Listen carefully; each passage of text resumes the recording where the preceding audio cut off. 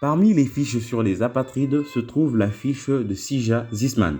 Il est né le 17 octobre 1901 à Uszany, en Pologne. De 1914 à 1918, la Pologne est divisée en trois empires, l'Allemagne, la Russie et l'Autriche-Hongrie.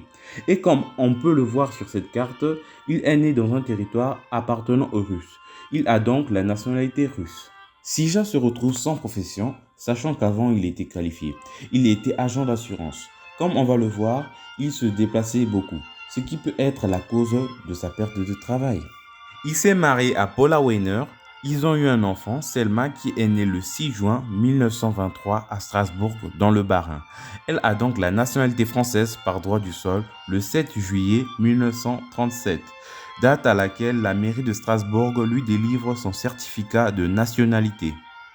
Sija Zisman déclare être arrivé le 10 janvier 1934, venant de Strasbourg dans le département du Bas-Rhin. Il veut établir sa résidence à Saint-Étienne, rue Roanel. Le 16 juillet 1934, il part à Bellevue, à Moselle. Il habite le 22 décembre 1934, la rue Blanqui 3. Ensuite, il repart à Strasbourg, sûrement pour voir sa femme et sa fille, mais il est refoulé.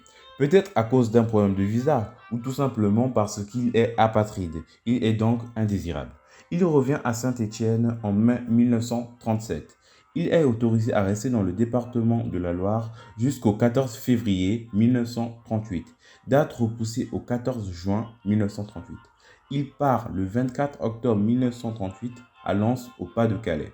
Après cela, il ne revient plus à Saint-Étienne. Mais le 1er juin 1955, sa femme est déclarée veuve sur sa fiche. Elle a envoyé une demande de certificat de nationalité polonaise, ce qui nous emmène à conclure que sa femme est aussi apatride. Mais malheureusement, sa demande est rejetée, car leur lieu de naissance se situe dans la partie de la Pologne rendue à l'URSS en 1951. La biographie de Sija Zisman illustre parfaitement les difficultés des personnes nées dans un territoire qui a changé de pays souverain. Tout d'abord russe, puis polonais, puis allemand, puis russe, puis polonais, à nouveau russe, et enfin polonais.